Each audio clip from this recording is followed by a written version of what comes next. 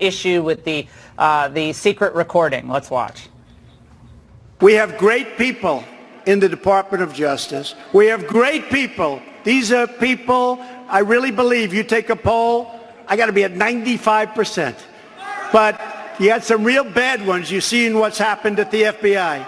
They're all gone. But there's a lingering stench, and we're going to get rid of that, too. Kendall, lingering stench. Your thoughts there? Who is he referring to? Pray tell.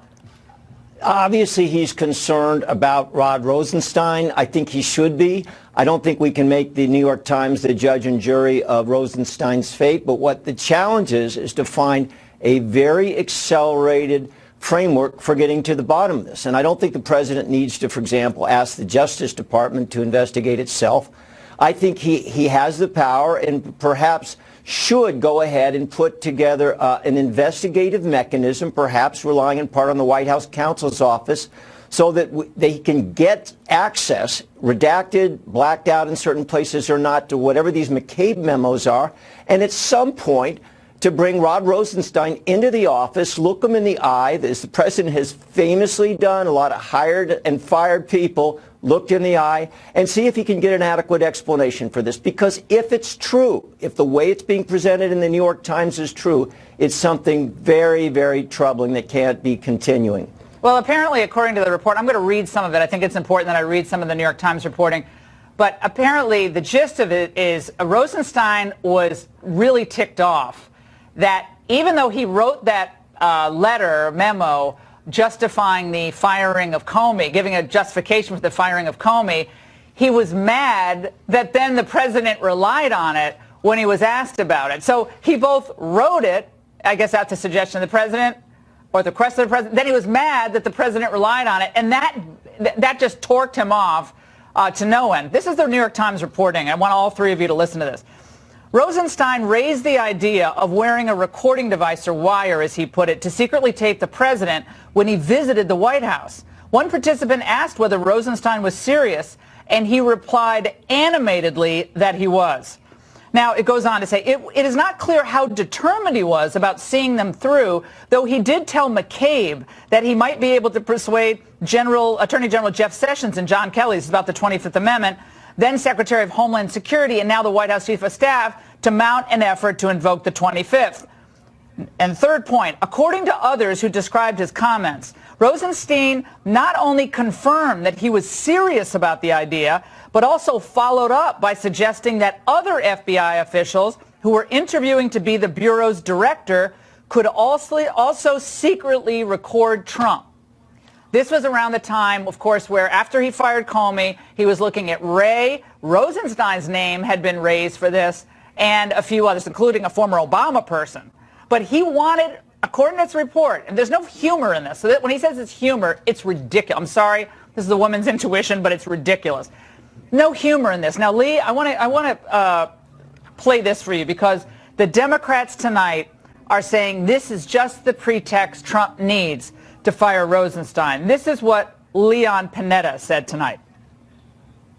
He's got to think very carefully about the implications of taking action here, because if he does this, it raises concerns about the Mueller investigation, it raises concerns about the possibility of obstruction. Okay. Why would it be obstruction of justice? The Mueller investigation goes on. I mean, I think the whole thing has it exactly opposite. I mean, it was Rosenstein who appointed him. I think the interesting thing and revelatory thing about these two stories is it exposes a lot of people, a lot of wrongdoers at the FBI and DOJ. They're turning on each other like rats. I hope that the president sees that before he makes any decisions. And I'll say that I think the important thing, the really vital thing, is declassifying these documents so that we can all understand what the bad guys at the DOJ and the FBI were doing, as these two articles give some sort of indication of. There's more in those documents we can be sure of. We'd like to see them. And Corey, it is true, is it not, that the president can reverse his reversal at any moment? Now, for now, kicking it over to the Inspector General, which, again, has no subpoena power. I mean, Horowitz is a good guy, but this is not going to get us anywhere. He can reverse his decision at any moment, because right now, it seems to me that the Bruce Orr 302s, those are the interview memos that he wrote, the FISA applications and other text messages are critical to be released unredacted, except for any sources and methods, which there apparently aren't any. But, Corey, the president has that ability to do that. He has to override Rosenstein to do it.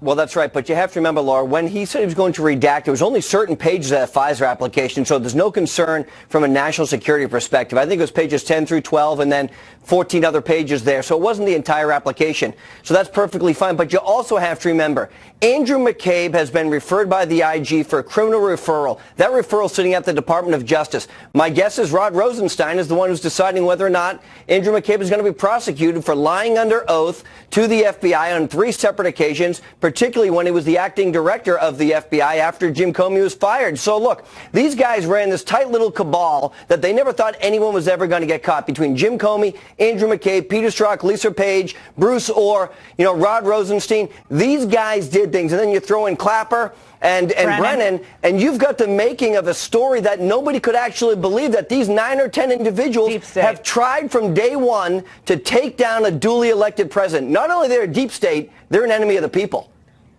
Kendall, your reaction to this has just been such a wild day of news, both on Kavanaugh, which we're going to get to in a moment, and on this story.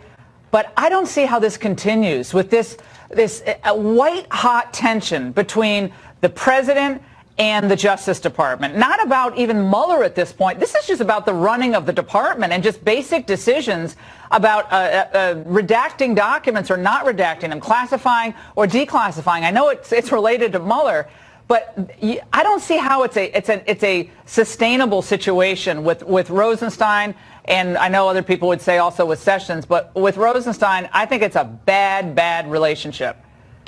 Yeah, it's got to be incredibly uncomfortable and increasingly less productive for the Department of Justice. But I still think there needs to be a thoughtful, very, very fast inquiry. It doesn't have to be formally structured, but the president needs to get to the bottom of this. We can't rely on newspaper stories in terms of making judgments about one of the most powerful positions in the United States government. But on the other hand, precisely because the Deputy Attorney General's position is so powerful, this needs to be resolved, as you say, and resolved quickly. All right, gentlemen, thank you so much.